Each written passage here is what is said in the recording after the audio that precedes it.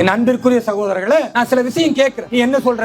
RSS அமைப்பு இஸ்லாமியர்களுக்கு எதிரானது, RSS அமைப்பு இஸ்லாமியர்களை வஞ்சிக்கிறது, இப்படி எல்லாம் யாரு பேசுறா? இங்க இருக்கிற முஸ்லிம் அமைப்புகள், தமுமுக, SDPI, இங்க இருக்கிற சில ஜமாத் தலைவர்கள், ஏன் பள்ளிவாசல்ல ஜும்மா குத்துபால கூட நீங்க பேசுறீங்க. நான் கேட்கிறேன், இங்க திமுகவுக்கு ஓட்டு போடக்கூடிய ரோசமுள்ள முஸ்லீம் இருக்கிறியா? கேட்டுக்கோ. நான் திமுகவுக்கு தான் இது வரைக்கும் ஓட்டு போட்டிருக்கேன்னு சொல்றியா? நல்ல காது கொடுத்து கேளு. 1999ல முரசொலி என்கிற கலைஞர் எழுதுகிற அந்த பத்திரிகையில அவர் எழுதுறாரு, என் கழக கண்மணிகளே, திமுகவின் இளைஞர் அணி நிர்வாகிகளே, நீங்கள் இஸ்லாமிய வீடுகளுக்கு செல்லுங்கள். அங்க இருக்கிற மக்களுக்கு RSS என்கிற அமைப்பு இந்த தேசத்திற்கு சேவை செய்கிற மிகச்சிறந்த அமைப்பு என்பதை எடுத்து சொல்லுங்கள். சொன்னது கலைஞர் கருணாநிதி அவர்கள். உன் காது கேக்குதா? அடே, நாங்க சொன்னா வேலூர் இப்ராஹிம் பிஜேபி கோடி கோடியா கொடுக்குது. சரி, உன் கனவு அப்படியே வச்சுக்கோ.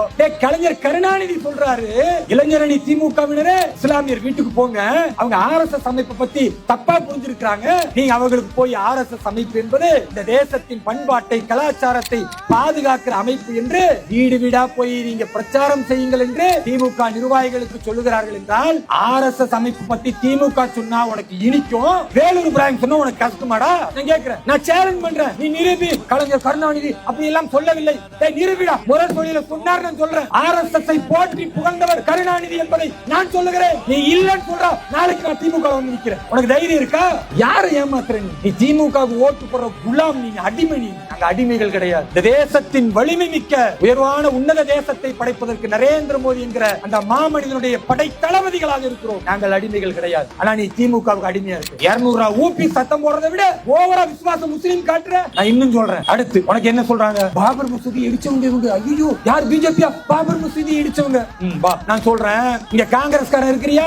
தொப்பி போட்டு தாடி வச்சு முஸ்லீம் காங்கிரஸ்காரனை கேட்டுக்கூட நல்ல காதை கொடுத்து கேளு. மணிசங்கர் ஐயர், நரசிம்மராவனுடைய அந்த அமைச்சரவையில பங்கு பெற்றவர், காங்கிரஸ் அமைச்சர். அவர் சொன்னதை இன்னைக்கு தொலைக்காட்சி முழுக்க ஒளிபரப்பி கொண்டிருக்கிறது. அங்க அயோத்தியில ராம ஜென்ம பூமியில கரசேவகர்கள் போய் கொண்டிருக்கிறார்கள், மசூதி ஏதாவது இடித்து விடுவார்களோ அப்படின்னு நான் பயப்படுறேன்னு நான் நரசிம்மராவ் சொன்னேன். அப்ப நரசிம்மராவ் சொன்னாரு, அது இந்துக்களுடைய ஜென்ம பூமி தானே, அது ராமர் பிறந்த இடம் தானே, மசூதி அங்க இல்லைன்னா வேற இடத்துல கட்டிக்கலாம். ஆனா ஜென்ம பூமின்னு இந்துக்கள் நம்புகிற ஒரு இடத்தை அது எப்படி வந்து தவிர்க்க முடியும்? அது இந்துக்களுக்கான நம்பிக்கை அப்படின்னு நரசிம்மராவ் சொன்னாரு. மசூதி இடிக்கும் வரை பார்த்து கொண்டிருந்தார் என்பதை நான் சொல்லலடா, காங்கிரஸ் மணிசங்கர் ஐயர் மத்திய அமைச்சர் சொல்றாரு. அட, காங்கிரஸ்காரன் யாரடா ஏமாத்துற நீ? ஃப்ராட் பயிர்கள். ஆனா பாரதிய ஜனதா கட்சி சட்டத்தின் மீது நம்பிக்கை வச்சுச்சு. மசூதியை இடித்ததை ஒரு கருப்பு தினம் என்று சொன்னவர் அன்றைக்கு இருந்த அத்வானி அவர்கள். அட்டல்ஜி சொன்னார், நாங்கள் சட்டத்தின்படி தான் நிலைநாட்டுவோம். உச்ச நீதிமன்றம் தீர்ப்பு கொடுக்கும் வரை பொறுமையாக இருந்தது